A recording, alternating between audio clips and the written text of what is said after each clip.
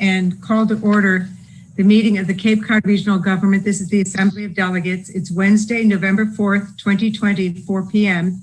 And this meeting is held through remote participation pursuant to Massachusetts Governor Charles D. Baker's order. Excuse me. Sorry, I've been getting 1,000 robocalls. I was going to mute, but I can't mute when I'm talking. Pursuant to Charles D. Baker's order suspending certain provisions of the open meeting law on March 12th, 2020. This meeting is live streamed on YouTube, and anyone who wishes to make a comment can do so if they want to call 1-929-205-6099 and use the ID 952-0153-5867. Press *9 to raise your hand and *6 to unmute. This is a lot of numbers. If you go to the county website, all this information is at the top of the business agenda, and you can see the numbers there. The first order of business will be a moment of silence to honor our troops who died in service to our country and all those serving our country in the armed forces.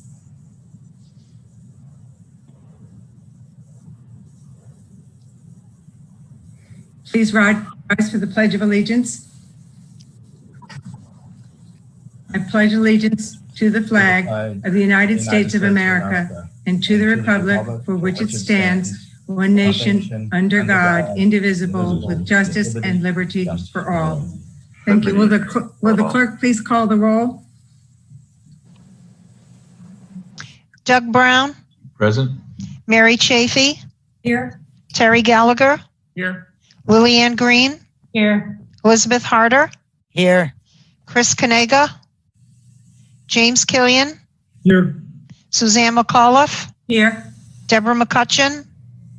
Thomas O'Hara. Yeah. John Oman. Here. Brian O'Malley. Here. Randy Potash. Here. Patrick Princey. Here. Linda Zern. Here. Madam Speaker, you have a quorum with 96.34% of the delegates present. 3.66% are absent. Thank you. I'll take a motion to approve the calendar of business. So moved. Second.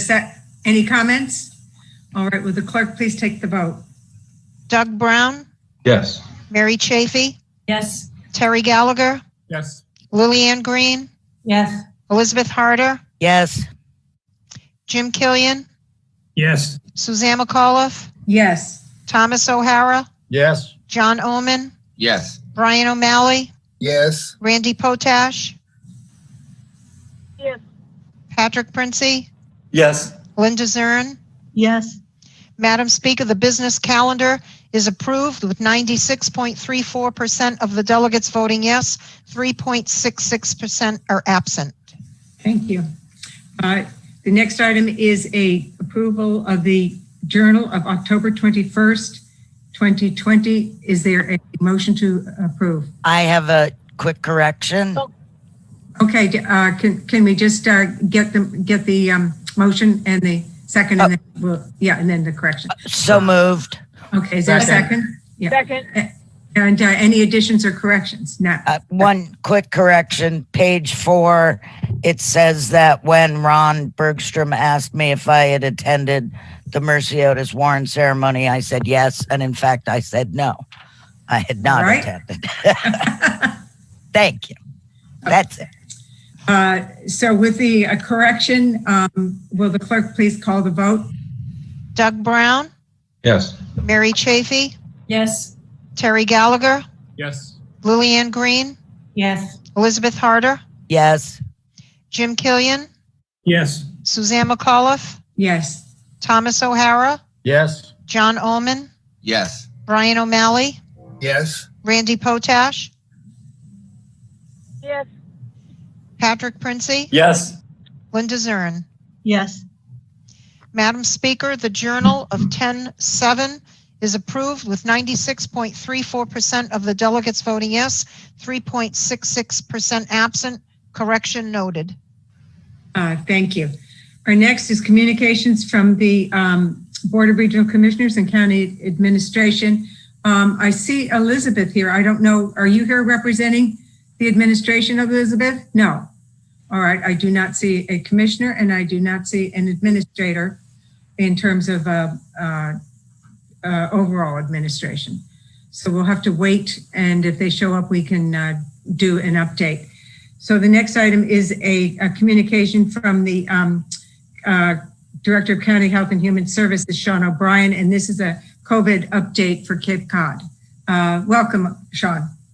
Great, thank you all. I hope you're being safe and healthy, and everybody's doing well. For the record, my name is Sean O'Brien. I'm the Director of the County Department of Health and Environment. And just wanted to give you a quick update today, what's going on, because it has been a busy couple of weeks. We have seen some increases in cases for the region over the last few weeks. If we had to kind of say what we're seeing, I mean, up until maybe 2 days ago, we were seeing some double-digit increases. Though the numbers, and luckily we were only seeing a few fatalities, but we were seeing, we're starting to get into the numbers, 20 on one day. I think we had a day with 22, 26, 34 even another day with the number of positives that were out there. So we have seen a little bit of a tick up when it comes to cases for the region. If we had to say, is it one location? We've seen it a little higher in the Mid-Cape, and some of it is from home-based events where people may not have been social distancing and everything, where we did see some positives and it then spreading into families. But if you look at when we look at the numbers, we're seeing a lot of cases across the Cape. We're seeing them, we're getting calls from all around. It's really kind of interesting though, because when we were dealing with this, about 6 months ago, 5-6 months ago, we were really looking at a lot affecting our older population. Right now, about 38% of the cases that we're seeing statewide, people that are testing positive statewide are between the ages of infancy or 0 to 29 years old. So we're really seeing this start to get into the younger population. So what people need to remember is it doesn't matter how old you are. It can pass from to any age and can affect any age as well. So from the 17th of October to the 30th of October, we saw about 38% of folks were between 0 and 30 years of age. In that same time frame, we saw 16% across the state between the age of 60 to 80 plus. So it's really showing us that this can really run across the gamut. We're seeing a lot of high numbers off Cape. It seems like the numbers are rising in Bristol County. We've seen the town of Plymouth be classified in that red classification that the state uses on their maps. Nantucket, unfortunately, is in that situation as well. They had a cluster that created a problem in their trades facility where people were living under the same roof, etc. But we're watching all of that, and this is kind of similar to what we've dealt with before. We're just kind of keeping an eye what's going on off Cape, because that can affect us here within the county. And so we continue to do monitoring, we continue to do surveillance, looking at all of these numbers. We probably talk to the hospital maybe 2 or 3 days a week. I think now the hospital has been a little offline because they're going through a big software upgrade. But they're still open. I didn't mean that, but they have been a little offline with being able to share data with us because they're going through this large opening. But a couple of weeks ago, we had not a lot of people in the hospital, and last week and the beginning of this week, we saw about 4 people, 2 in Falmouth and 2 in Cape Cod Hospital. We saw numbers go up to almost 600 people across the Commonwealth, and they've dropped a little bit to just around 500 in the state. So, and those are important numbers to look at, are hospitalizations and seeing those numbers rise, because back around September, maybe into early October, we were looking at numbers around 200 to 300 in hospitals. So we are seeing that increase in hospitalizations happen again. So just for a little bit more localized, we did see some cases, I think, and if you can bear with the side of my head for a sec, we saw on the 26th, we saw 26 cases on the Cape. The next day we saw 34. We went right up until the 31st, we saw 10 cases. And then we started to see the number go down, and actually yesterday we saw 5. So we're waiting to see. The numbers will not be out until after 5 p.m. today for our continuation of what we have for data. But we really can't say right now. We're not 100% sure if we have community spread yet. So we're actually no longer saying that we don't have community spread. We're trying to really get a hold of the numbers and see what we see out there. But I think what's been really kind of creating the problem for us are these small home-based events where people may not be practicing, wearing a mask, the social distancing, and all of those things that we've been talking about for the last 6-7 months. It's we're starting to see that those types of events create a problem for us. Thank you. Did anyone, I think the number today of hospitalizations was 2 in Falmouth, 1 at Cape Cod Healthcare, but you're right. There's sort of a challenge with their digital sharing at this point. Did anyone have any questions of Sean O'Brien? I do, Madam Chair. Yes, that's Tom O'Hara, otherwise known as Caitlin. Well, only for today, though. That's for today. Hi, Tom. I'm just explaining the name on his picture. Thank you.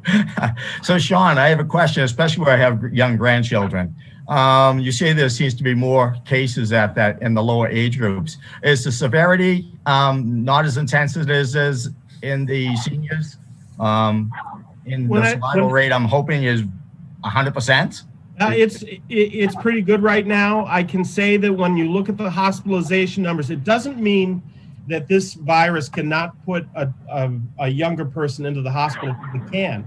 We've seen it locally and we've seen it regionally, and that's why it's so important for us to make sure that we follow those precautions that we've been talking about with masks and washing hands, etc. But when looking at the hospitalizations and the average age was around 69 years old for people in hospitals. Right. But that also means that there's got to be some folks in a younger age group that could be offsetting a senior population in the 80s too.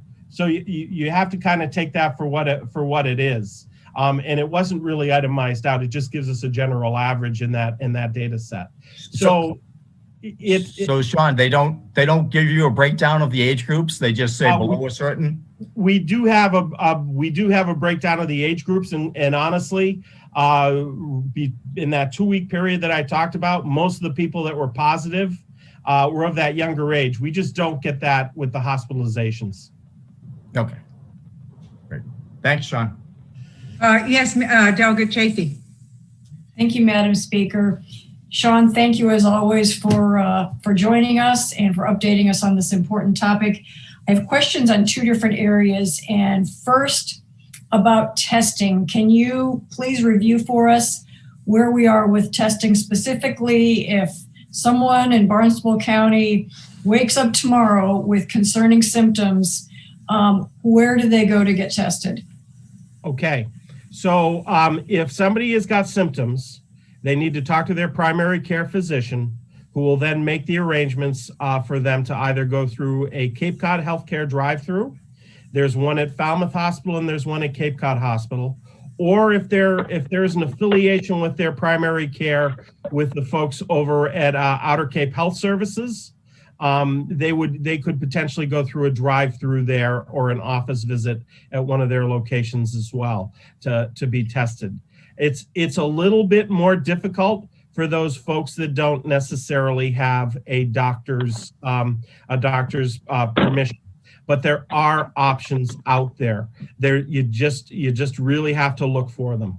So the first is we do see 2 CVSs on the Cape that are pretty much offering testing. My understanding is they will try to bill insurance companies on it. So the CVS in West Yarmouth, and I think there's a CVS in, it's either Falmouth or East Falmouth that is offering things. What we're all, and those are all COVID tests as well. The difference is they're self-administered. So it's not the nurse taking the test, it is you, pardon the crassness, putting the swab in your nose. And in a sense, taking that sample far back in the sinus. So those are self-administered tests.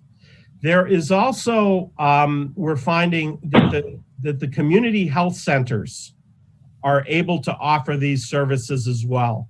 So, I've heard that the Community Health Center of Cape Cod in Mashpee has these tests available, and they're actually associated with the Broad Institute out of Cambridge. They have the ability to, they actually are doing PCR testing as well. We are also seeing, if folks don't have a primary care physician, Cape Cod Healthcare will still, if they call if they go to our website, they'll find a non-primary care physician hotline. They can call that to try to get in and to get a test through Cape Cod Healthcare. On the Upper Cape, Convenient MD does testing. That is my understanding. And then also Whole Health on West Main Street in Hyannis is doing testing too. This is really important information, especially the information about what folks who don't have health insurance can do. And since this is a changing landscape, is all of this information available on the county website? And Yeah, we're going to make sure that it's all up there, and there is some potential. We're constantly looking for testing opportunities here within the county. And we're looking at that potential even for something that we may do. And so we're working on some things now about the potential that the department may be able to help out in that arena as well. But Mary, I do want to go back to that person that doesn't have insurance.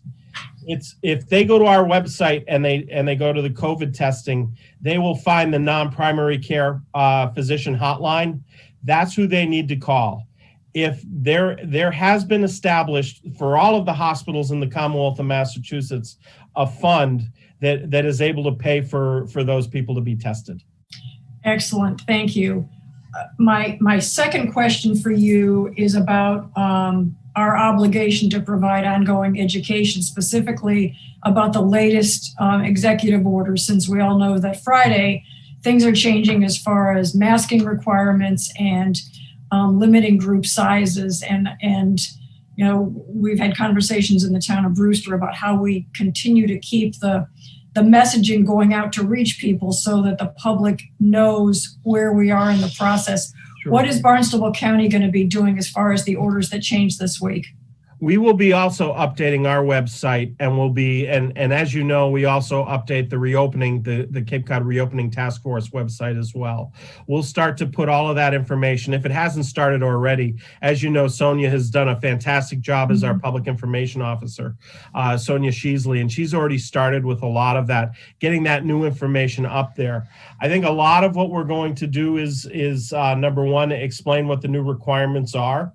As a matter of fact, my wife and I were even talking about it the other day. Even if social distancing is available, if we go to the beach this weekend, chances are we're wearing a mask. And we're going to be wearing a mask because that's what the rules are saying right now. At least that's our interpretation. But we're also looking at ways that we can make sure that information starts getting out there. And we want to address Thanksgiving too, and start to, because that's a time when, and where families are coming together, and how important it is to still, I know it's a family time, but it's these family meetings, unfortunately, that seem to be, these small home-based meetings seem to be creating a little bit of a problem for us right now. So we want to make sure that there's some education out there for people when it comes to hosting Thanksgiving dinners and things like that as well. Thank you very much. Thank you, Madam Speaker. Delegate Kanega? Thank you. I guess as a little point of information, I guess what I'm wondering is, we haven't mentioned private testing, but I know just as a person who has employees and tenants and stuff. Can you speak into your microphone a little? It's a little bit. Yeah, I'll try and speak up. Thank you. Your microphone is not great, I understand. But you can get privately tested if you want to pay for it, right? Yes. You have employees and whatever, and you can have your results back within 48 hours, or if you travel and you want to be tested. We're just talking about public testing, or, under insurance or otherwise. But has there been any issues with the private testing, or is it just as accurate as if you were going to Cape Cod Hospital? Because it is a way tested without going to a public place. They come to your Sure. It is just as accurate, because in many cases, the people that are providing that testing, Delegate Kanega, are from are folks that have been made associations with the Broad Institute. So because even all of the private colleges have made those agreements as well. So there are also some additional things that are out there as well. And I unfortunately forgot to mention it when Delegate Chafee asked the question too. There are certain things out there where companies will come out and provide that testing right for you at your facility. There are EMS outfits that are able to do it. There are some different companies out there that can do it. And then, quite honestly, from some of the private laboratories, like Quest Laboratory, you can actually go onto their website and order a test kit. They'll send it to your home. You can take the test and send it on in. You will probably have about a 24 to 48 hour turnaround time on that. Probably closer to 48. And I did your antigen testing, where you actually go online, you make an appointment, you have to prepay, it's a private pay. I think it was $100 or $120. And you go in under their precautions, and they'll draw the blood, and then you get the results within a day. So Cool. It's a matter, but that's antigen testing. That is if you think you had it, as opposed to do you have it? Right. But there are, and I just wanted to say the Quest labs are where a lot of the Cape Cod healthcare labs are run. So some of the laboratories that are offering these services are the same labs that are doing the hospital lab tests as well. And the thing to remember too is antigen testing, we're starting to find it a lot more accurate than it was initially. In some of the technologies initially, we were concerned because we were seeing false negatives, which are a major concern. False, as can be false positives, but somebody who may be testing negative and they're really positive is a concern. So we're starting to look at the antigen testing that may be out there. There are about 2 million antigen tests that are going to be coming into this Commonwealth of Massachusetts from the federal government. When, I can't tell you. But they should be distributed around, and we're hoping to see those on the Cape. Those are going to be targeted towards schools. And it could be a good way for just to kind of keep an eye on how things are going inside of those schools as well. When we start to get word on how that's coming in, maybe what we can do is set up a time where I can come in and brief you again. The other thing is there are new technologies coming out there as well. Cape Cod Healthcare has invested in a unit from a company called Abbott that is actually able to do a PCR-like test within 15 minutes.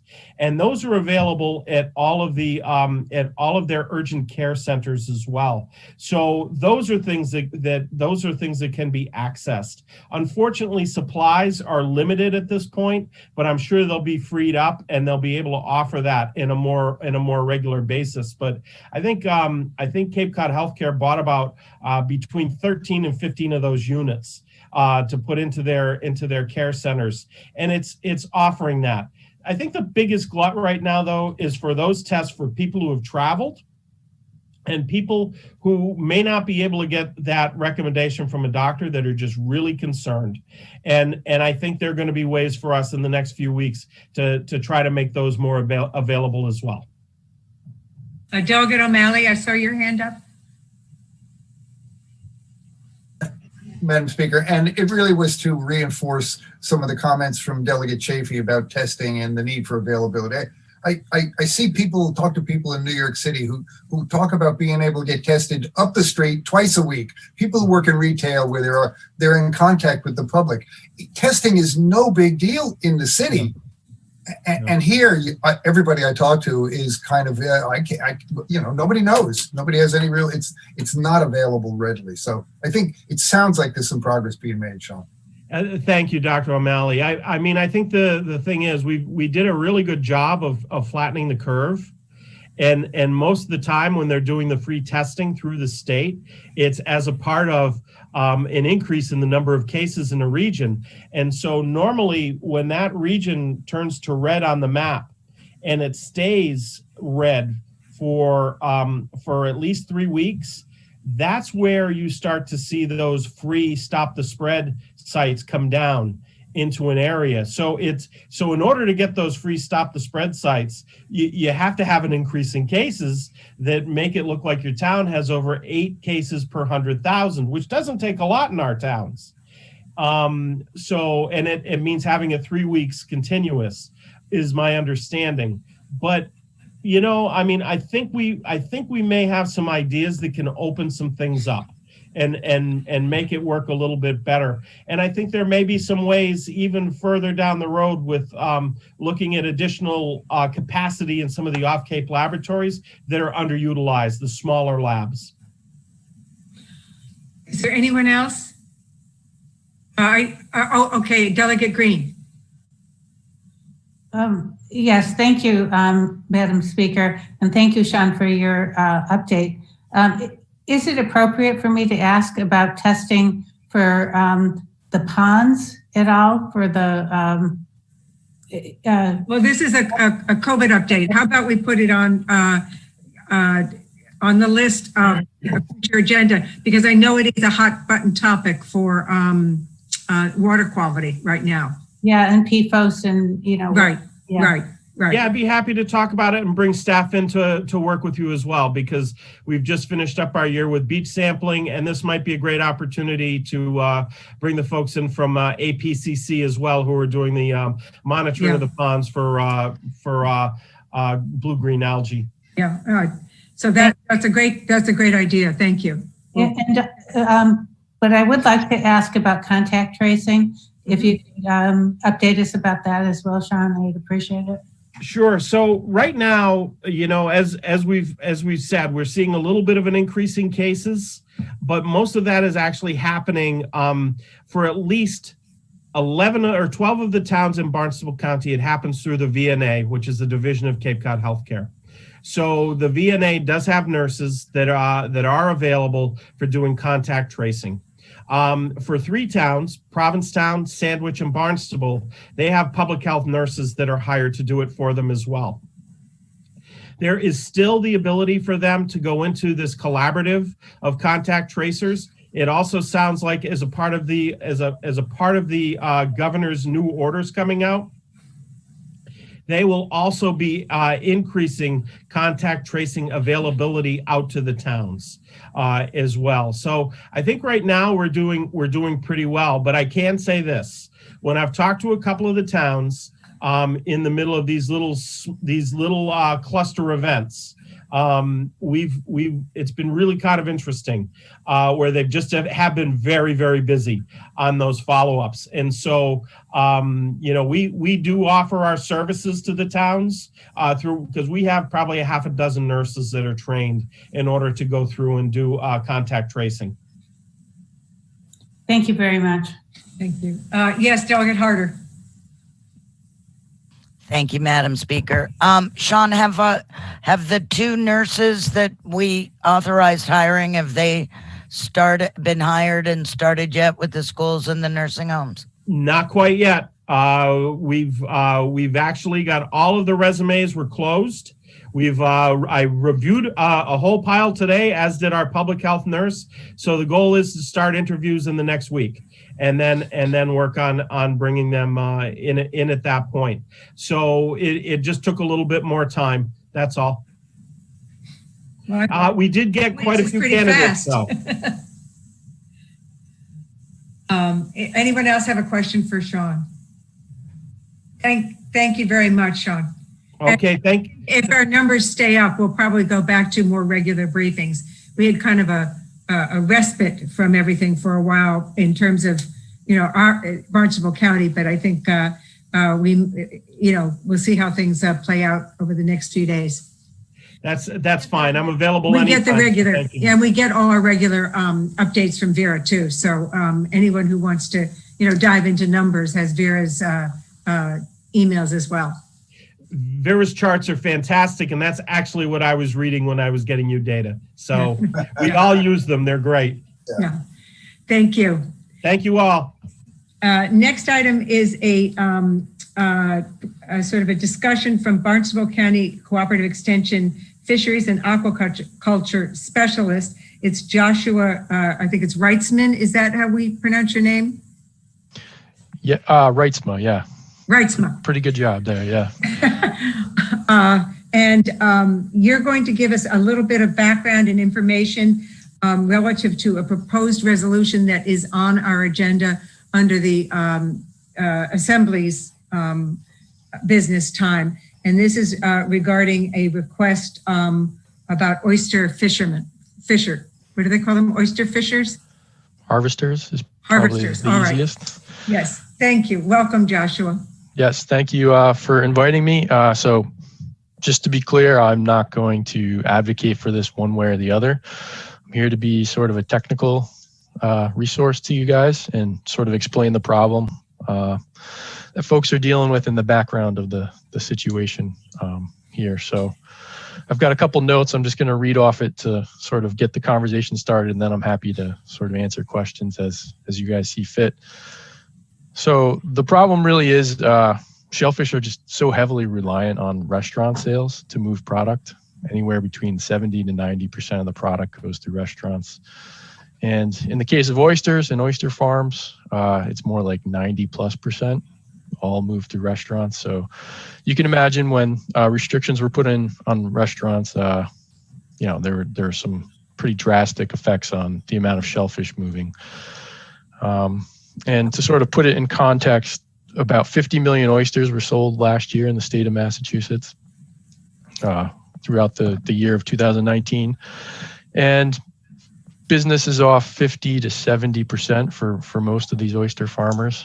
And, you put a number on that, that's at least 25 million oysters that just don't have a market this year.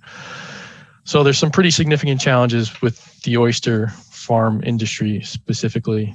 And, part of that is just oysters are not moving through their normal channels. Usually they're sold through dealers to restaurants and in-state and out-of-state. And that's just not really happening this year because there's just no demand in the restaurant field.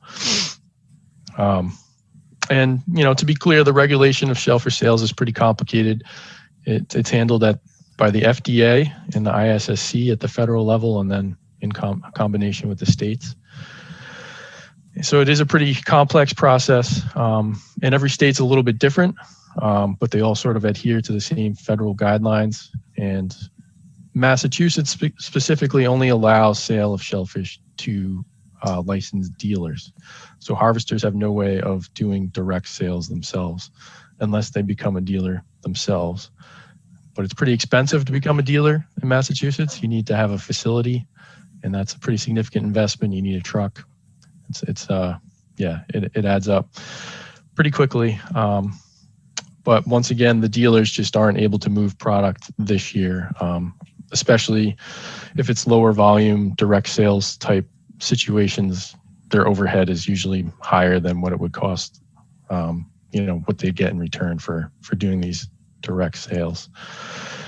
So the quick of it there is there are some shellfish harvesters that are really pushing to have some sort of temporary opportunity, in these COVID-related times where they're struggling to do some direct sales. It does seem there's some market demand from local folks, friends and family who are looking to help people out, but there's really no legal avenue for harvesters to do direct sales of shellfish. So that's kind of why we're seeing this push among the community, especially folks in Wellfleet, who would really like some sort of opportunity just to move some product and, try to be able to make it through the winter, because there's really no optimism for the foreseeable future in terms of shellfish markets and specifically oyster markets. So that's where we are. And there are two sides of this. There's the harvester side who would like to be able to sell locally if they can, just as a temporary measure, is how most folks are sort of couching it. And, they look to other states, and other states do have a little bit more flexibility in how they've interpreted the federal guidelines and of licensed direct sales by the harvesters themselves. And a number of the harvesters and Wellfleet specifically have sort of gotten together and sort of looked at the situation and, come together with some form of guidelines or framework that they'd be willing to work together in with the state to sort of, get some sort of opportunity here. On the other side of the situation is the state regulators, and they really do not want to change their current regulatory system. They feel it's a safety issue if they change the system, so they don't really want to. And then the existing dealers too, they've gone through the existing legal channels and invested significant money in that, and they don't want to see harvesters get an unfair advantage in the marketplace, sort of circumventing them and stealing their markets, so to speak. So there is that concern on the dealer side of things too. So that's my quick spiel of what the situation is, and happy to answer questions as need be. Josh, I'm going to start off with a question. The regulation of oysters specifically is more stringent than other fish and seafood. It's actually under its own legislation, and it's under the DPH, the Marine and Fisheries, and Mass Agriculture. So it's I'd say probably more intensely regulated than other seafood kinds of things. And I spoke to someone at DPH yesterday, and I know they are very, the person I spoke to is very sympathetic to the shellfish constables, and have even spoken to you. And they had indicated that that perhaps there was other options. And I guess my question is, has anyone talked to DPH to see if there are other options that would still maintain a safe sale industry, or something kind of creative working within the system as opposed to kind of trying to waive the system? Are you aware of anything that people have done sort of out of the box or creatively to try and work with the regulators? Yeah, I'm aware of a couple situations where I think they worked a little bit more proactively in a farmer's market type setting to allow more opportunity. For direct sales, it still would have to go through a dealer, and it still gets pretty complicated, the logistics of it, and you have to have a very willing dealer to make that happen. And but there are some opportunities there. I think it gets challenging logistically though, to do that. But yeah, I think there are some of those opportunities being explored in Wellfleet. Yeah. Delegate Kanega? Thank you again. I hope you can hear me this time. Just a quick question. Maybe you could talk a little bit about what, if you can, about what the health risk is, because it seems to me if there is a farmer's market situation, or if I go out to the flats and buy a bag of oysters from a harvester myself, it's actually safer than this traveling in the back of a pickup truck to a wholesaler where they all get handled again and they get put in another truck and they get sent to somebody else, and then they finally get sent to a restaurant, and we don't know, how they've been handled all those times.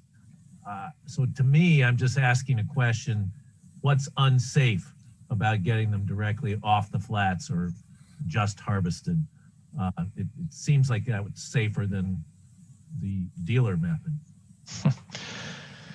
Yeah, no, I completely get your point.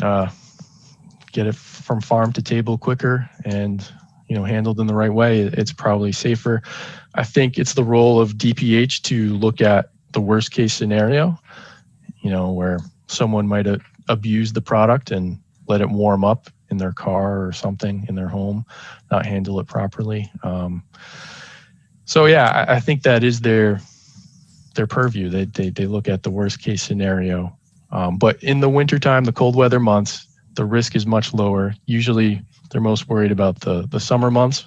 Water temperatures are warmer, the air temperature is higher, and there's some Vibrio bacteria that can get folks sick. It's just naturally occurring in the environment. It happens to be in the oysters, and it can replicate in the oysters if, not kept cool. But that risk is pretty much gone in the colder weather months. So yeah, in general, risk is much reduced. What about noroviruses and other diseases? It's not just Vibrio that they deal with. So yeah, those aren't so much temperature related, but they're related to the growing area. And I think the state does a great job of classifying growing areas based on risk factors. So as long as the shellfish are being harvested from approved waters, that are approved by the state, the risk of norovirus and other illnesses are pretty low. And I think usually what the state looks for there is traceability, being able to trace that the harvest was from an approved source, and then that system of handling in between.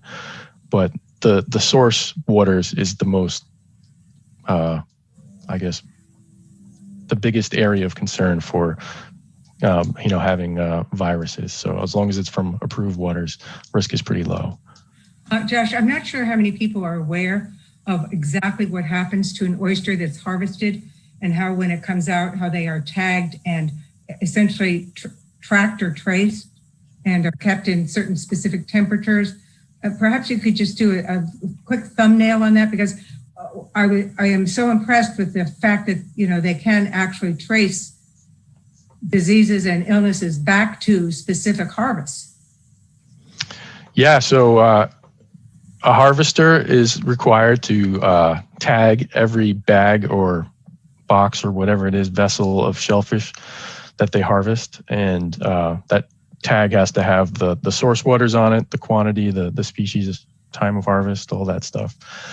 And then they bring it to a dealer, and the dealer has to save those tags and then, re-tag the shellfish again with their dealer tags before going to another dealer or before going to retail at that point. And, in every step of the way, tags are required to be saved for at least 90 days. In the case that someone does get sick,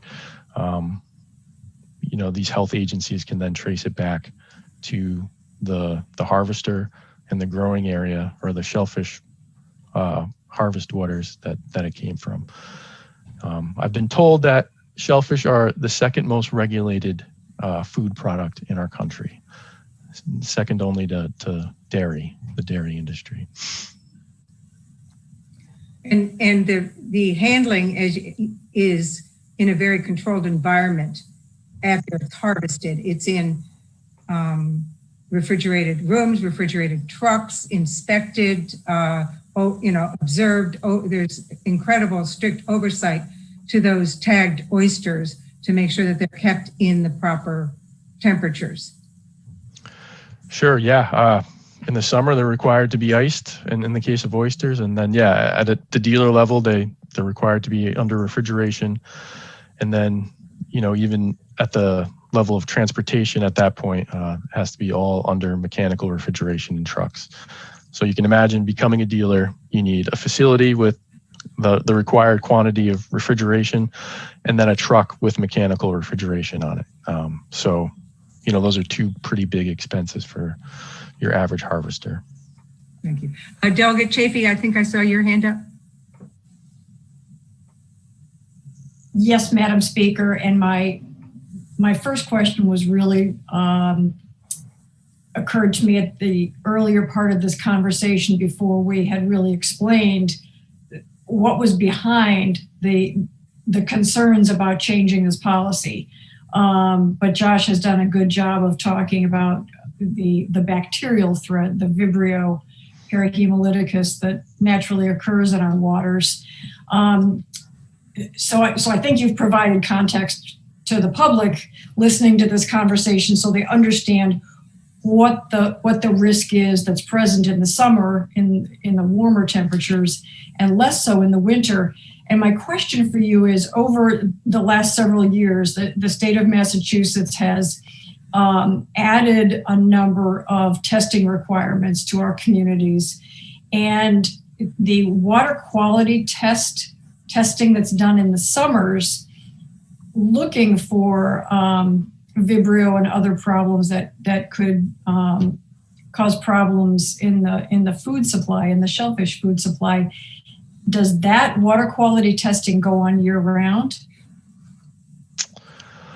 Well, I believe the Division of Marine Fisheries, the State Division of Marine Fisheries, has to test approved waters for shellfish harvest at least monthly. So I believe that does go on year round. And what they're looking for is bacterial indicators of contamination. So yeah, I do believe that goes on year round. Okay, that would be important for us to be aware of looking at this policy. Thank you, Josh. Yep. Any other questions? Yes, Delegate Killian. Thank you, Madam Speaker. Josh, you did a great job of explaining how the process works. I guess my question is, given the fact that the largest customer, being the restaurants, has dissipated, is it possible for these dealers to sell directly to the public like the fishermen are attempting to do? Yeah, and to be honest, most of the dealers have taken a big step into e-commerce and are shipping oysters, overnight to customers and developing markets that way. So yeah, some of them are certainly, and all dealers, well, not all dealers, but most have the ability to sell some scale of retail out of their facility. Again, selling small volumes, 3 dozen here, 3 dozen there, so to speak, is probably not going to pay their bills. Their overhead is pretty high. So, but they are doing some of that for sure, and they do. Can they do it for all 300 plus shellfish farms on the Cape? I'm not entirely sure the logistics of that, but maybe that is something they could take on. But I'm not sure, again, whether they'd be making much money. And, some of the dealers are doing some of that, and they're, generally reporting that, yeah, we're moving product, but we're not really making a lot of money doing it. So I'm just trying to think in terms of logistics. If if you're going to have 300 people harvesting and selling, that seems inefficient versus having those 300 sell to the dealers who are then selling to the public. It just seems that maybe our efforts would be better focused on making the customer base more aware of what the dealers are doing, or helping them expand their sales into the public, rather than trying to rewrite all these rules and laws to allow them to sell directly. I mean, does that make sense or not? Yeah, that's a fair point. And I think that's some of the contention of what the state feels is, maybe that's a better avenue rather than having us come up with some sort of temporary license or something like that.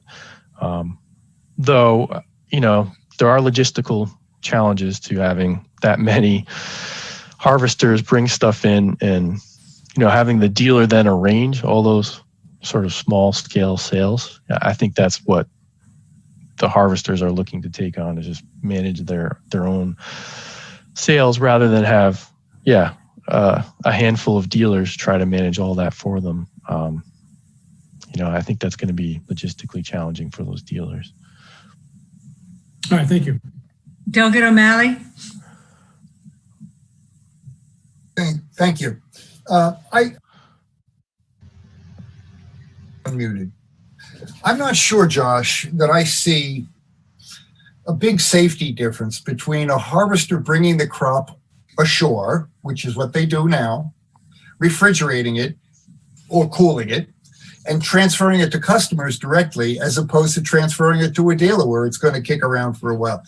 Once that transfer is made, the end customer is the one who's responsible for the safety of the product. I'm not sure that I see a real safety issue here. I mean, they're coming ashore with it.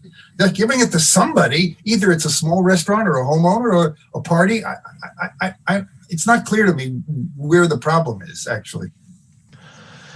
Yeah, certainly during the cooler weather months of the year, the risk is a lot lower. If stuff is going to be, it's one thing if the person comes to the farm and just gets the bag of shellfish right out of the water. But, if they're going to be, handled and put into some sort of cooler or container in the back of a truck, there could be cleanliness issues with that. And, there's probably the need for training of the harvesters to make sure that they're following proper protocols for cleaning and, taking on some of the onus that the dealers do are required to deal with, in terms of public health. But yeah, I mean, during the cooler weather months of the year, I think the risk is much lower. Delegate Brown? I just wanted to comment. I think Mr. Killian made a good point about the long-range planning and correcting of the system. But I want to remind ourselves that the request is only temporary, and while the restaurants are closed or very limited service, so I think this is still a good temporary measure to give some relief. But I think in the long term, we should maybe look at the other options like Mr. Killian mentioned. Delegate Green? Thank you, Madam Speaker, and thank you, Josh, for the great overview and for answering our questions. It's my understanding that some of the states around us have allowed the shellfishers to move in this direction to sell direct to consumers temporarily. Can you give us just an overview of what you know about that? Yeah, so the state of Rhode Island, for one, does not necessarily allow direct sales, but they make it a little bit easier for a grower of shellfish to become a dealer themselves. They don't need a fixed facility necessarily, but they do get a lot more training and are able to sort of become a level of dealer to sell direct by having their farms and trucks permitted and having operational plans approved by departments of public health. And I believe New Hampshire is a similar situation, though I'm not entirely sure on that. And then the state of Maine is a completely different situation where they sort of seem to have a completely different system for in-state sales. And they allow much more opportunity for buying off the farm, for allowing harvesters to go right to restaurants, and even allowing harvesters to sell from their homes. And there are a system of guidelines for that, and it's in their code of regulations. But yes, they have a completely different system that allows a lot more opportunity in the state of Maine. Thank you. I appreciate that. Someone had said, and I don't remember if it was you or Mike McGuire, that the standards in Massachusetts are high enough that we're only one of 2 states that sells to European countries? Yeah, that's yet to open up, but it's supposed to open up, knock on wood, in the next couple months, hopefully. And yeah, there were 2 states that the European Union was willing to work with on a pilot basis, and it was Massachusetts and the state of Washington. So yes, having very high standards is helpful in that degree. But yeah, that European Union sales is still yet to come, but it's sort of been approved for the most part. And my thinking on that is, as you know, trying to turn the governmental ship around in a timely fashion is challenging. So trying to get guidelines that are being proposed through that might be in a helpful to trying to actually be helpful to the people you're trying to help. It might be also a good thing to look long term if you have a market coming on board that you don't have in the United States, that, you know, to kind of gear everyone towards that, you know, to Delegate Killian's point, to gear towards a market that might help everybody sell their product if we don't have the sales here. Now, can you just talk just a little bit? The one thing that just keeps striking me is that the population of Massachusetts does not, I think it's over 90%, consume outside of restaurants, oysters, because it's not just the storage and everything, it's the actual opening and preparing and things like that. So it's something that people will go to a restaurant to have the service of providing the oyster in an edible fashion. Is there a market, in your opinion, to direct sale? I mean, are people wanting that? Are they looking for that? Are they going to be open to that? Is that something that, you know, is there that kind of quest on the Cape? From what I hear, and I don't have data on this per se, but I've heard from a number of farms that said, you know, if I could just sell to the public direct, I think I'd be okay, because in theory, they'd be getting a little bit higher price, sort of getting those retail type prices. And, you know, so moving smaller volumes, they thought they would, you know, make it through by doing it. The level of that, I'm not entirely sure. You know, I think it is a lot of people sort of seeing the need and wanting to reach out and help their neighbor who's a farmer, or their friend who's a farmer, or their son or daughter or whoever. So I think it's goodwill, but there does seem to be some demand there. But I couldn't put my finger on a number, like what that demand is. Yes, Delegate O'Hara. Thank you, Madam Chair. Josh, you're doing a great job with the explanation. I've learned a lot just from listening to this. But I'm thinking, as I'm listening, I'm thinking about this. If you were to harvest a day's and were able to sell at the end of the day what you have harvested, is that what you're looking for? Rather than have any refrigeration required, you would just take it from the water, bring it to the shore, and if people know when you come in, you sell your oysters at a lesser cost to the individual on the shore. Is that what you're trying to accomplish? Is just have a local, an area where people know where you'll be when you come in? They can buy their oysters fresh out of the water and eat these, rather than have any storage and requirements of refrigeration? Well, yeah, I mean, the requirement of refrigeration, you know, basically equates to becoming a dealer. So the folks in Wellfleet I've been talking to, and they've sort of been looking at 2 potential aspects, like, yes, sort of selling right off the farm or right at the landing, you know, when they come out of the water, or potentially the need to drive them to someone's home, or drive them to their own home and have someone meet them there, you know, which would necessitate some form of making sure that they're kept cool, you know, with ice or something. So yeah, there's 2 different avenues that I've heard discussed.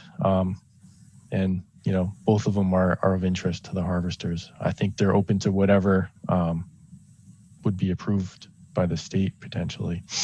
Yeah. So let me ask you this, just to go one other question. If you were to harvest and they left them in the bag, could you leave them in the water overnight or for a couple of days once they've been harvested? So a farmer certainly could on their farm site. A a wild harvester would need to get some sort of special permission or another special permit to sort of do wet storage of that product at a particular site. So that's a much more difficult challenge, but farmers certainly could. Yeah. But also it's probably less chance of anything happening to the animal if you pull it out of the water. If it never leaves the water, nothing bad is going to happen to it. So I think it's worthwhile. The guidelines say that it has to be iced. They have to be iced within an hour of coming out of the water. So if you're out on a boat, pulling in your cages and harvesting, chances are you're going to take your oysters and put them on ice because you're going to be out perhaps more than an hour. So I think that, the idea of pulling them out, pulling a bag or a net bag out of the water and handing it to someone isn't what the guidelines that they've come up with are addressing. I think they're planning on, having more than an hour between harvesting and selling kind of thing. Good point. Thank you, Madam Chair. Josh, I wanted to ask you too, they have in the guidelines that the shell fishermen came up with, where each individual shell fisher may sell no more than 1,000 pieces per week directly to consumers. And and these are guidelines that were developed with the shell fishermen and the marine constable. How is that regulated? I mean, how would you know if they were selling more or less? Or, I mean, is there it's just sort of the honor system then that they would follow the guidelines as described or developed by the shell fishers? Yeah, I mean, there's a lot of the honor system, but I think the thought there is, and I think I saw it at the end of those guidelines, is there'd be some sort of record keeping of all direct sales. So yeah, it's the honor system that they actually write it down and record it. But yeah, there would be some sort of track record of all the direct sales that particular harvester did. I saw someone else. Yes, Delegate Green. Thank you, Madam Speaker. Josh, I had a question as a follow-up to that. First, I wanted to just give some background. I forwarded the guidelines that were developed by a working group in Wellfleet. That was 2 shell fisher groups. That was the town committee and the Independent Shell Fishers Association. And also the Shellfish Constable in Wellfleet and that department. And I understand Josh also was involved with this, and they've been meeting and discussing this. And this is a draft guideline as an example. It's not anything that would go with the resolution and letter should it be approved today. But is just what Wellfleet is trying to do as a starting point. So they are getting together so that everyone is on the same page, and these guidelines, should the state say yes, these Wellfleet is showing that these are enforceable guidelines with the Shellfish Constable being on board for this. In addition to that, in your packet was a letter that Wellfleet, the select board, sent on to the governor that's very similar to the letter in our packet, so that this shows that Wellfleet as a town is behind this. So the town, the select board, the town is behind this, and that the town has developed, with all parties, all stakeholders, have developed enforceable guidelines. So this is in good faith, showing to the state that Wellfleet is committed to this, if they can work something out with the state. So, a couple of delegates have asked me, Josh, this would just be a starting point to go forth to Department of Marine Fisheries and to Public Health, Department of Public Health. I mean, is that also your understanding that this would just be a starting point or a show of good faith? Yeah, that was my understanding, just showing that the the harvesters are on the same page and are willing to sort of concede some guidelines to sort of appease the concern or those worried about the risk level with allowing something along these lines. And just show them that they're seriously, wanting to work with them to sort of find common ground to make it happen. Thank you. Delegate Omen. Thank you, Madam Speaker. Josh, there's a certain growing season every year, and it does come to an end because I've seen the oyster growers and dentists take their racks out and store them for the winter. What is the likely end of the growing season for oysters, and what kind of timetable would that be as another obstacle to getting something accomplished? So yeah, oysters stop growing usually around now when waters get below 55 degrees or so. So yeah, they've kind of stopped right around now, and certain areas of Cape Cod Bay for sure, where the risk of ice is high, will pull all their oysters and gear out of the water, but other areas have their stuff in the water year round. So the fact that it's not growing doesn't mean that they can't sell it. It just means it's not actively in a growing situation. But oysters are harvested year round, obviously, and will continue to be, but they're just not actively growing during the winter months. Any other questions? Yes, Delegate Princey.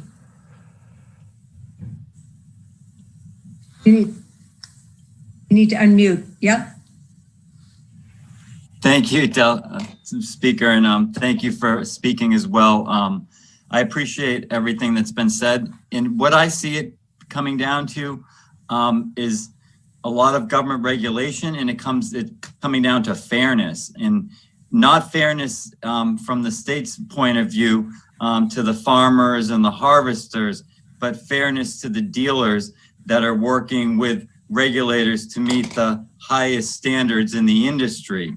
I agree with many of the delegates that, this would be a step forward to get the state to look into other options to help our fishermen who, if the dealers aren't buying, they're not selling and they're not working, and their families are suffering and others are as a result. So I believe safety is on everyone's mind. It's not like it was 15, 20 years ago.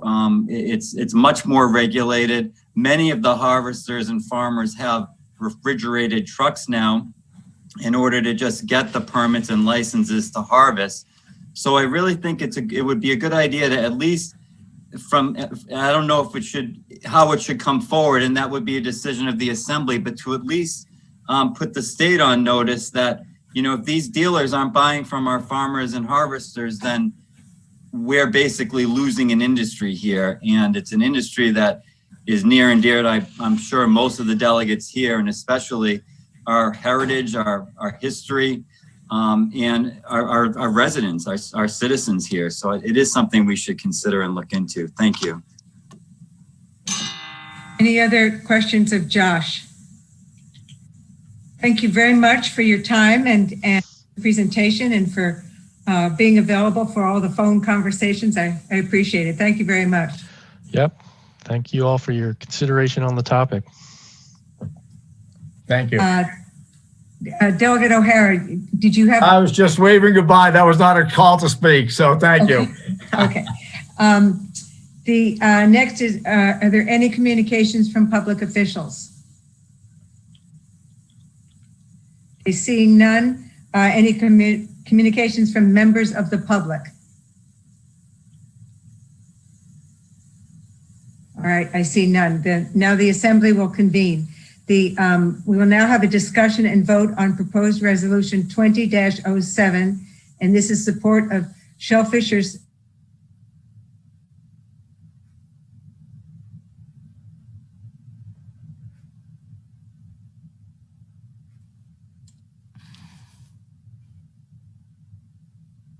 Submitted by O'Hara and presenters of the resolution can give discussion. Suzanne, you froze, so you need to do that again. Okay. Must be my internet Sorry. Oh, yes, it just said your internet connection is wobbly. All right. I'd like to have a motion to put the resolution on the floor, and then we'll have a presentation by the presenters. Is there a motion to put resolution 2007 on the floor for support of the shellfishers? So moved. And a second? Second. Okay, the motion's on the floor. Delegate Green, why don't you start off? I think you were the principal on the resolution. Thank you, Madam Speaker. It's an honor to talk about proposed resolution 20-07. It's a resolution and letter to the governor to support the shellfishers, and basically 14 of our 15 towns to sell shellfish direct to consumers. It's my understanding that from Josh, actually, that Sandwich is the only town in Barnstable County that doesn't have shellfishers that sell their shellfish. If this document is approved by the Assembly, it would be copied to the Department of Marine Fisheries and to the Department of Public Health, as well as our Cape delegation and senators and representatives both on the state level and the federal level. This document wouldn't be a fait accompli. We don't expect that in adopting this resolution, action would be taken. It's something that would be a starting point with the governor and the various departments.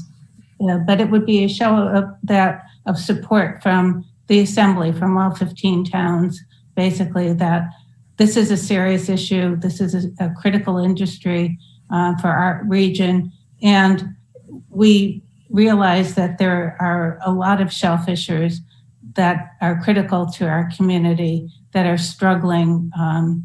And it's actually a more dire situation than I thought it was 2 weeks ago when I put this resolution forward. In the meantime, I found that it is a lot more dire. The shellfishermen in my town and women in my town are struggling to put food on their table and pay their bills. This resolution wouldn't cost the Commonwealth anything to enact. However, if Massachusetts does not act, our shellfishers could actually go out of business and may in fact cost Massachusetts, our county, and local towns a great deal.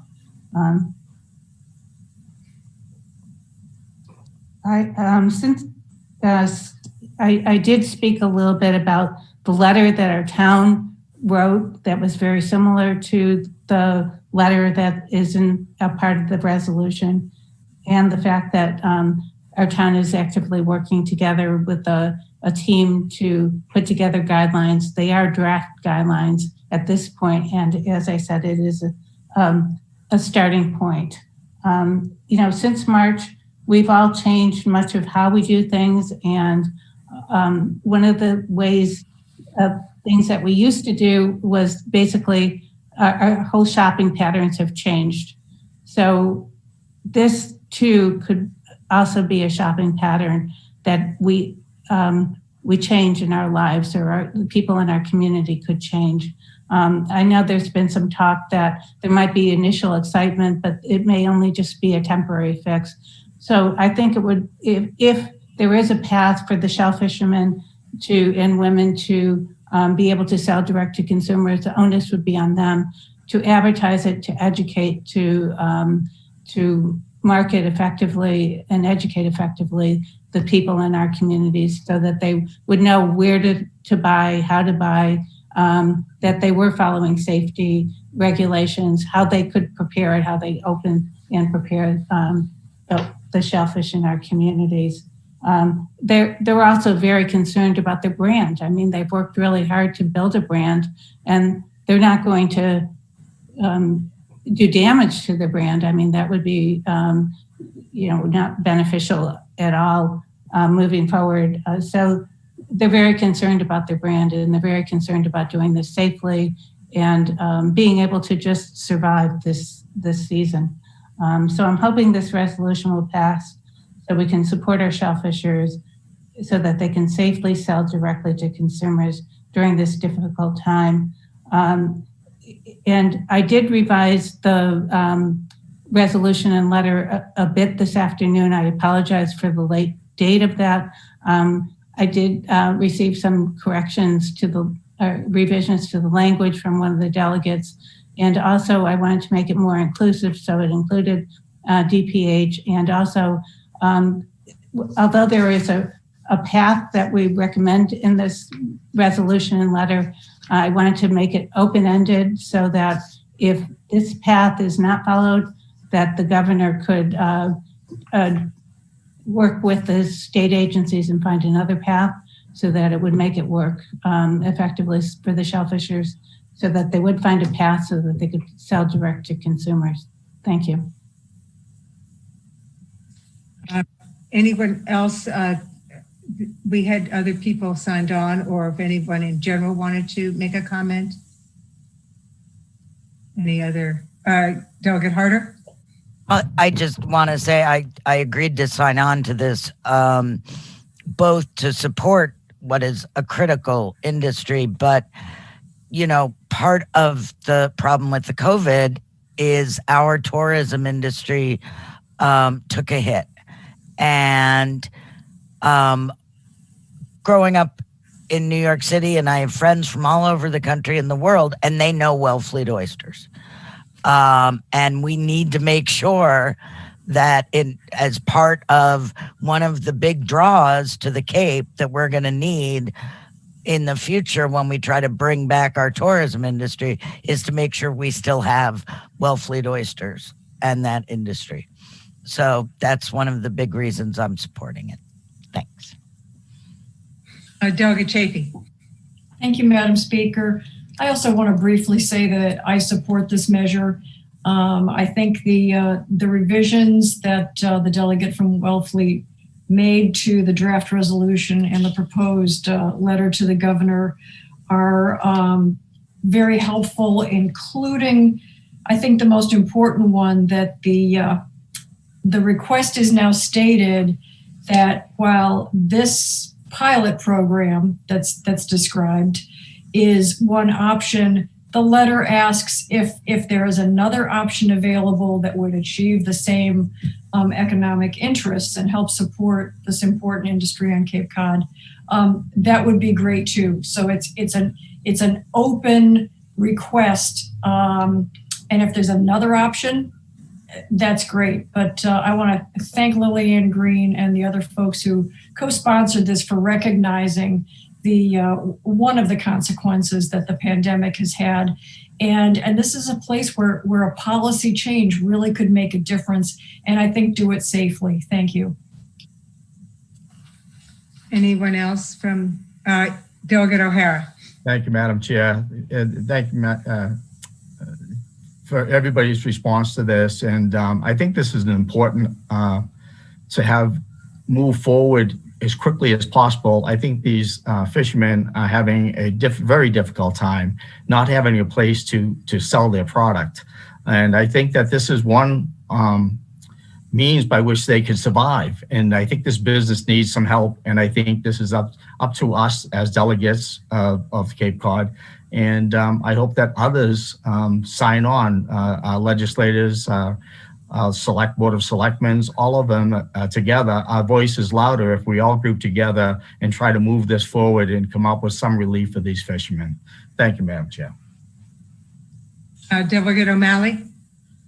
Thank you, Madam Speaker. I'm in agreement with the substance of this proposed resolution.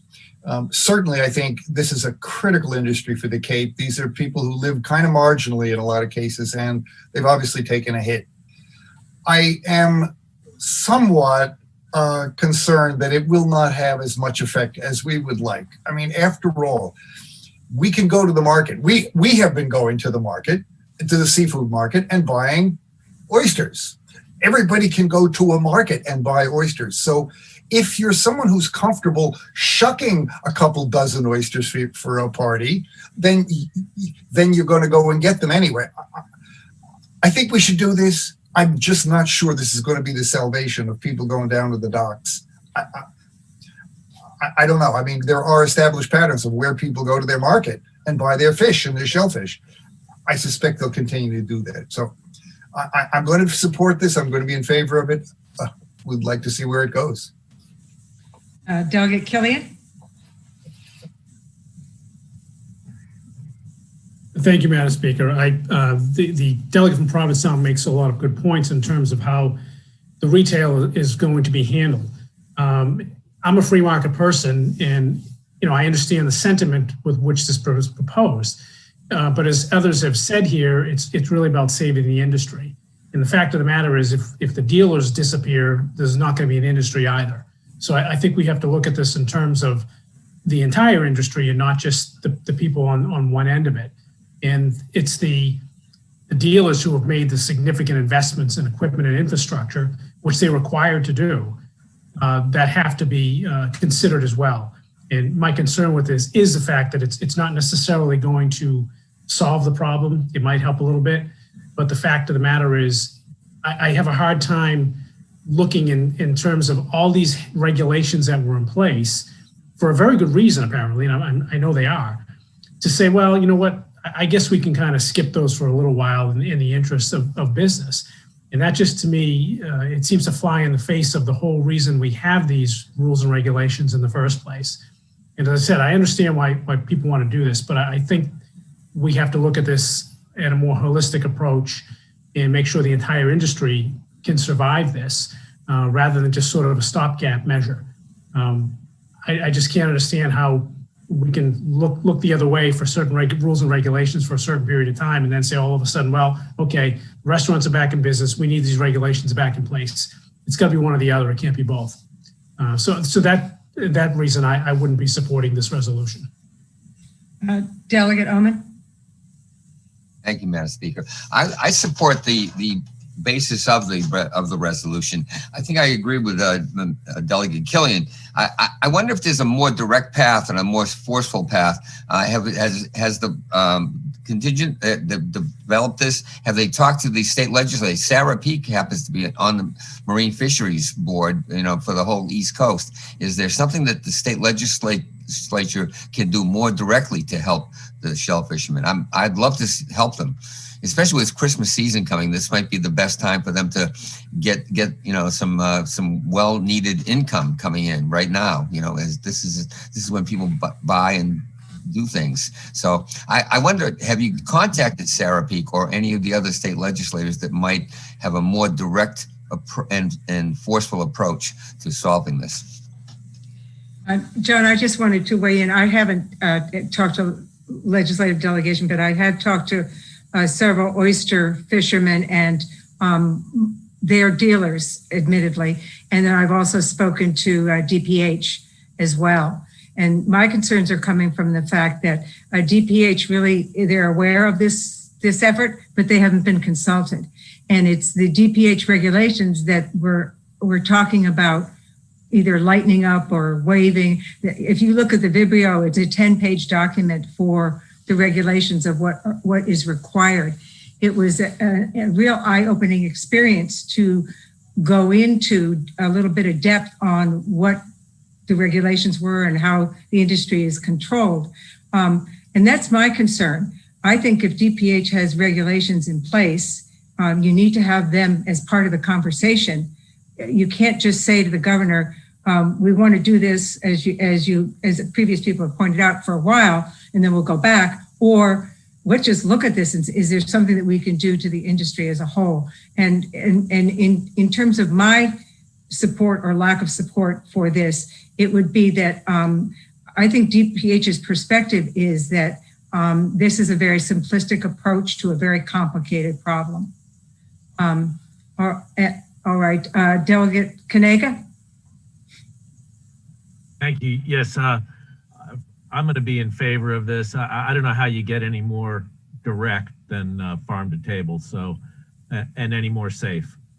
So It's quicker, it's faster, it's fresher, it's less handling, it's less opportunity for contamination, and it seems to save the industry a good temporary solution, even if it's only at this point a couple months of time that they can sell their things to table. So sell the oysters. So speak up a little. We lost your last two sentences. I'm just saying I'm going to be in favor of it. I don't know anything more direct and more safe than farm to table. So that's it. Delegate Brown. I just want to speak in favor of it also. They're asking for relief, and if the governor or Department of Public Health wants to be creative and find a better way to do it than just simply granting direct relief, they can do whatever they need to do to give that relief if there's a better way. So I think the letter is in order. Delegate Green. Thank you, Madam Speaker. I have not reached out to the Cape delegation yet, but what I do know is the reason why the well fleet did not have DPH and DMF at the table when they were doing this is because this was the starting point. And I don't feel like if this passes, that this is going to instantly be adopted. I think it's a process that we're raising a red flag to the governor, to our Cape delegation, to the federal delegation, and also to the state agencies, that this is a dire situation. That if you don't, it's not going to cost you anything, but it will cost you a lot if you don't do something, if you don't take action. So I think that this is something that's needed. It's needed quickly. And we're giving them a wide berth here to, if they're not going to follow, we know we're clear about our goals, that they need relief, and we're giving them an opportunity to come up with their own solutions if they're not going to follow this path that we're asking for. So I think that it's really important, and I'm hoping that the delegates will support this resolution and letter. Thank you. I would just add that the licensed wholesalers right now are not in favor because they feel it's a feeling of they could be helpful, they could help out in terms of selling, but to loosen regulations after for some people to follow the regulations and other people don't have to, that's a problem for the licensed wholesalers. Delegate Princey, and then Delegate Harder, and then Delegate Green. Absolutely, the wholesalers would be not in favor of this, but the problem that we're seeing in a lot of the coastal communities that heavily rely on the shellfish, and Barnstable is one of them on both the north and south side. We're very fortunate here to have a lot of residents that survive with shellfishing, but there's got to be a way, if the markets aren't available from the wholesalers to the fisheries, then there's got to be a way that can get all of those linked up, whether it be online orders and the wholesaler be there supervising the harvest and then the sale. I don't know, but to not do anything, I think, is wrong.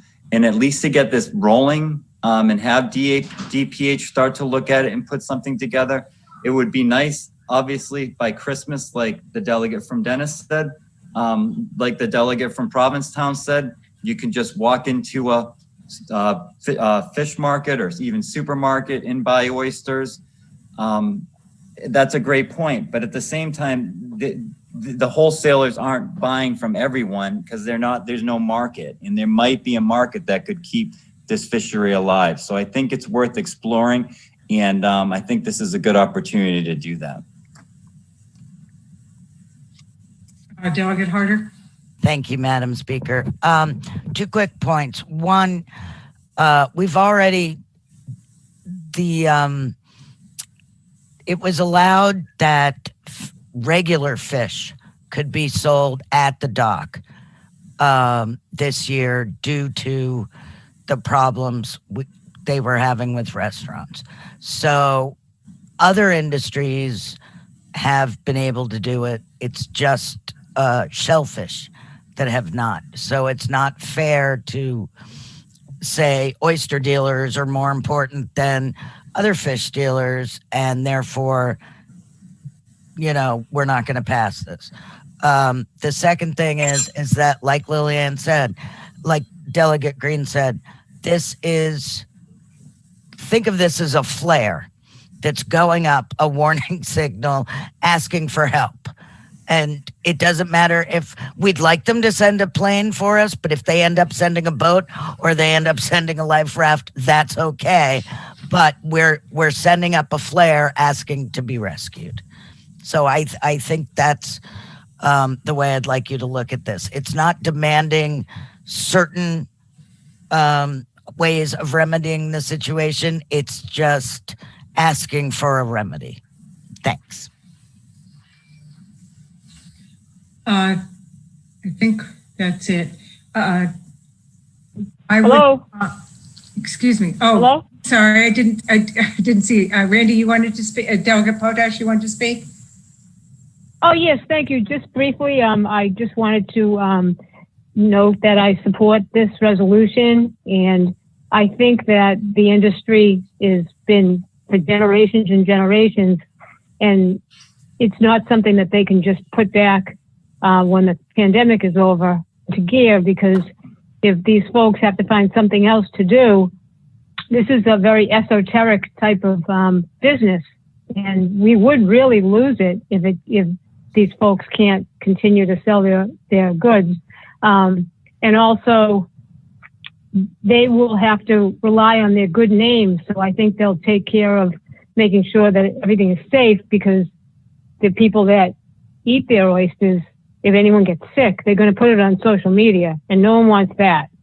So I think they're going to police themselves quite nicely, and a lot of folks are going to go out and meet these boats and meet these merchants and purchase from them. I think it's a great idea. Thank you. All right. I just have one request. It's clear this resolution is going to pass. I'm not going to support it, and so I would prefer that it not be under my name, and just sign the resolution as you voted would be Barnstable County Assembly of Delegates, just to come from the Assembly. Delegate Green? Do you need to have any amendments put forth? I will move to amend to have the letter come from the Barnstable County Assembly of Delegates. I'll second that. Okay, on the amendment, I guess the clerk can take a vote on the amendment. Oh, wait a minute. We have a motion. Oh, this is to amend the motion. Okay. Doug Brown, Yes. Mary Chafee, Yes. Terry Gallagher, Yes. Lillian Green, Yes. Elizabeth Harder, Yes. Christopher Kanega,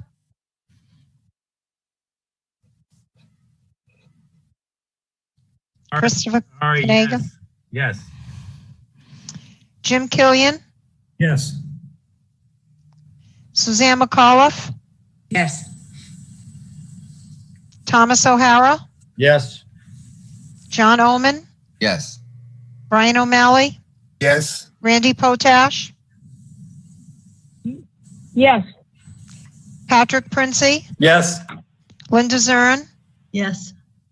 Madam Speaker, on the amendment to change the signature to reflect Barnstable County Assembly of Delegates, passes with 99.07% of the delegates voting yes, 0.93% are absent. Thank you. Now, on the proposed resolution as a whole, and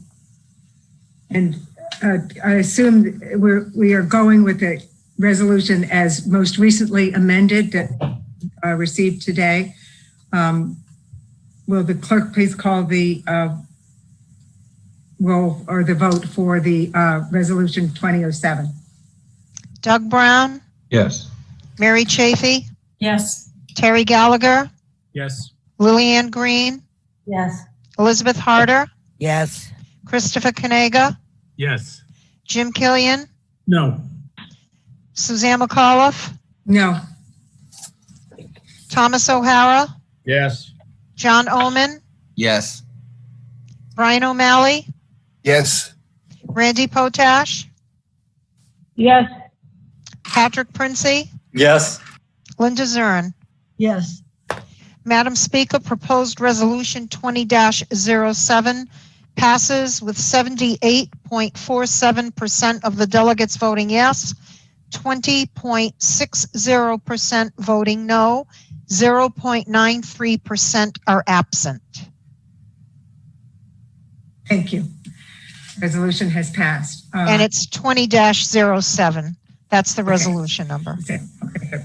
Next item is you received in your packet a Charter Review 2019-2020 summary report and action matrix, and it was dated November 4th, 20.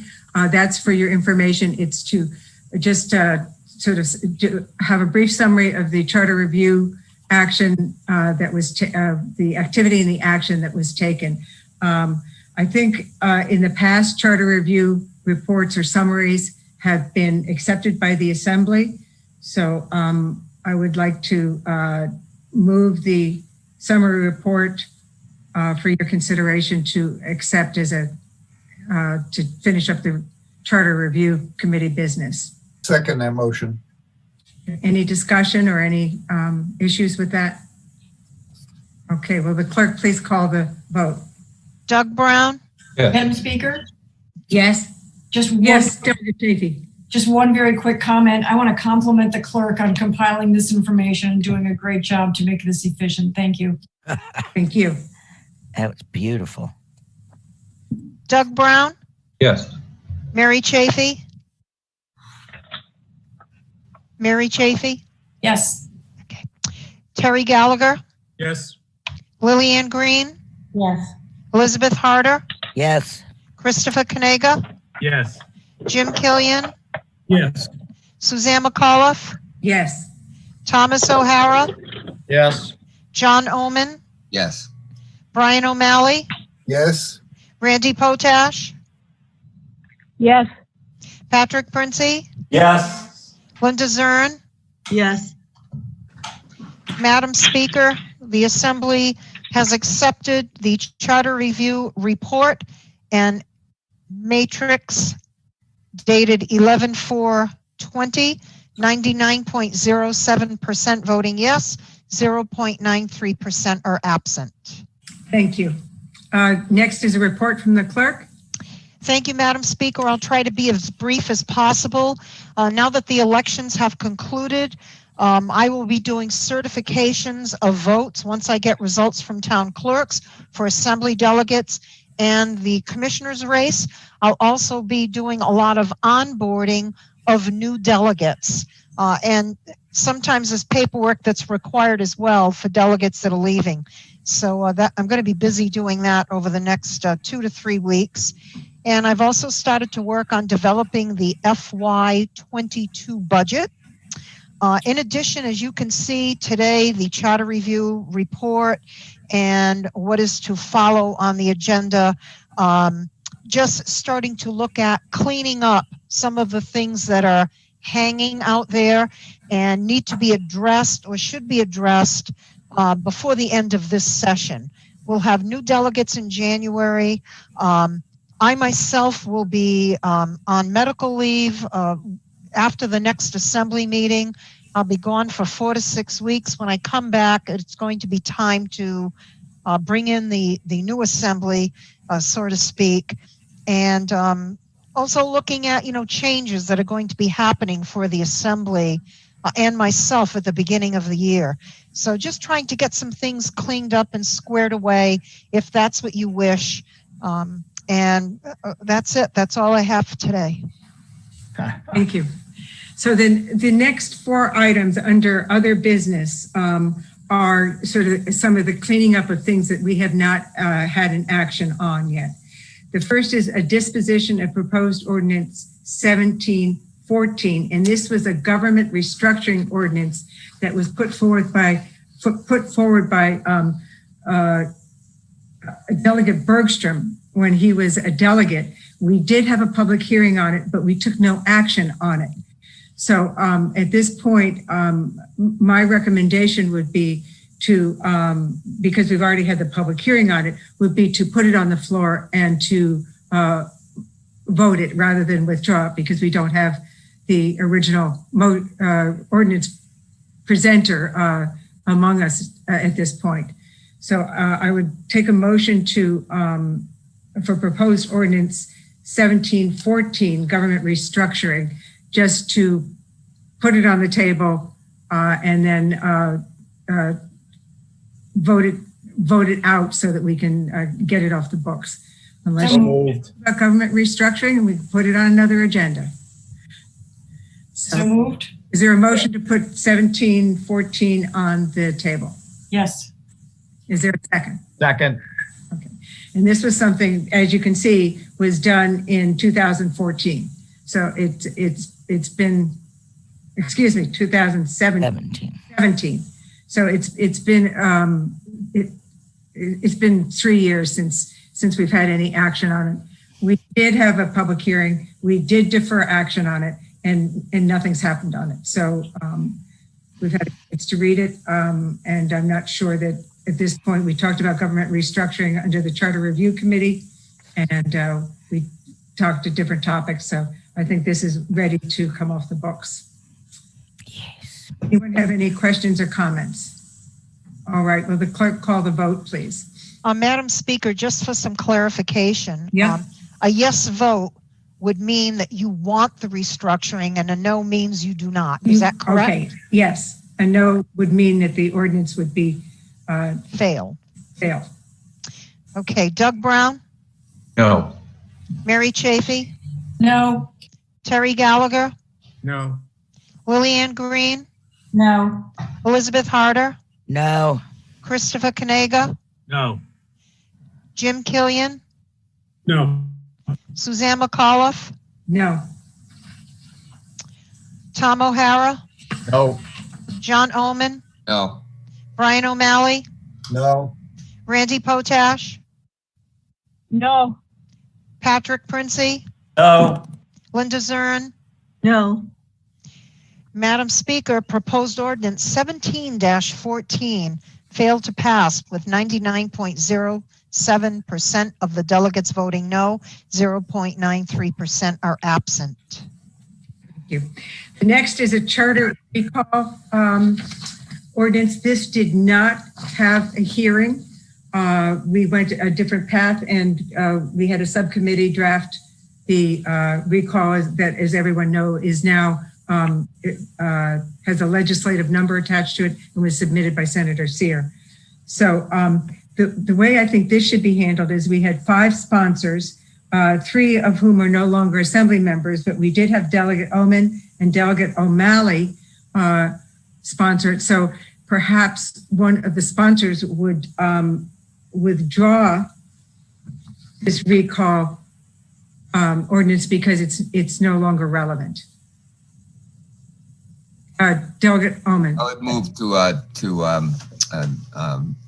exit. What's the term? To withdraw. Withdraw. And to the clerk, do we have to vote that, or is that just so it's just a withdrawal? And Delegate O'Malley, you agree? Yes. I see your hand up, Delegate O'Malley.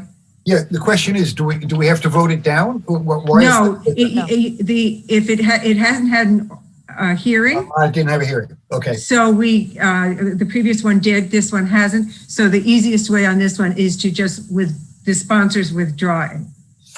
Well, if I have the microphone, I'll withdraw my sponsorship. Okay.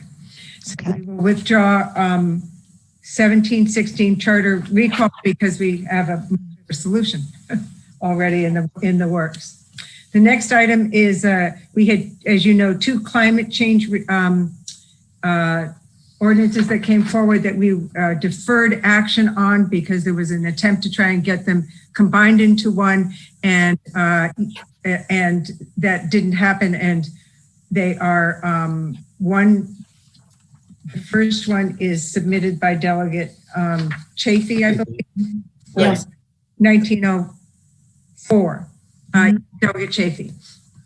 Thank you, Madam Speaker. I'm happy to withdraw this because I have seen that the county administrator has led a number of climate change activities, including the purchase of electric vehicles and some other activities. And the Cape Cod Commission has much more aggressively pursued climate change goals over the last couple of years. So I am comfortable withdrawing this without a vote. Okay, thank you. And so that is withdrawn. And then the last one then is the proposal for an Office of Climate Change Prevention submitted by Delegate O'Malley. And I guess what I would say is, just as Delegate Chafee said in the previous ordinance, this ordinance I think has a lot of things that are already in the works, and perhaps it might be best to withdraw this and then if in the new session there's a desire for more climate change presence on the behalf of the Assembly, whether it's a working group, a committee, or just a statement, then draft a new current ordinance at that point. But Delegate O'Malley, would you be willing to withdraw your ordinance 1905?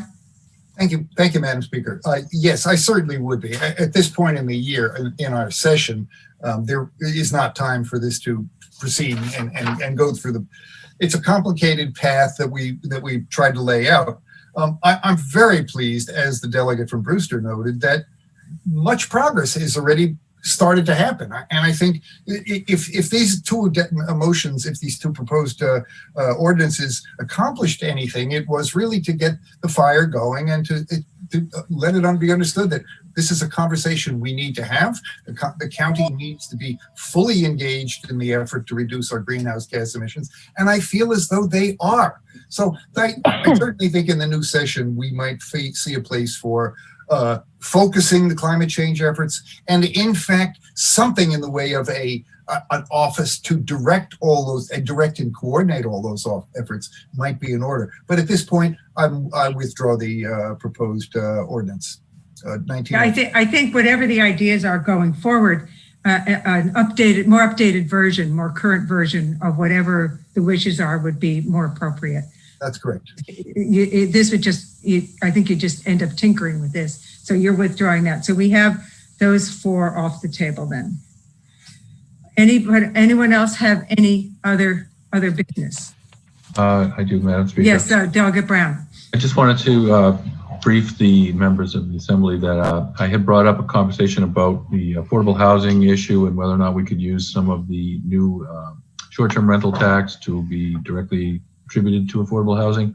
So I reached out to our local representatives, and all four of them unanimously said, if you want to do it, you're better off to do it at the local level in your own town and use the local option tax that's being already applied.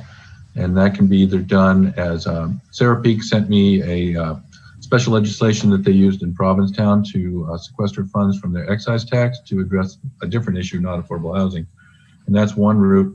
But my town attorney told us that we could actually do it with a select board policy approved by town meeting, and it would be a pretty simple matter. So if anybody wants to consider that, it seems to be a relatively simple thing. So I've already submitted a request to get Falmouth started on that, because I think I would like to have a dedicated fund for affordable housing that's reliable. So it won't be coming back here.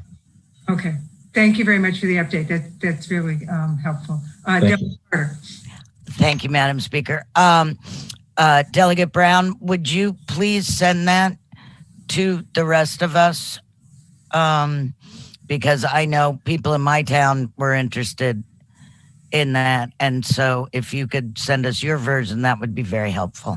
Okay, so I'm going to collaborate on that with the town manager and the town attorney, and it's finance season, so it's not going to happen immediately. But as soon as we get something together, I'll forward it to the clerk and she can send it around.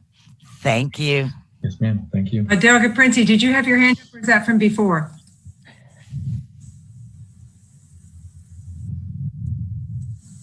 I guess from before. No other business. All right, I'll take a motion to adjourn. So moved. Second. Second. We are adjourned. Thank you very much, everyone.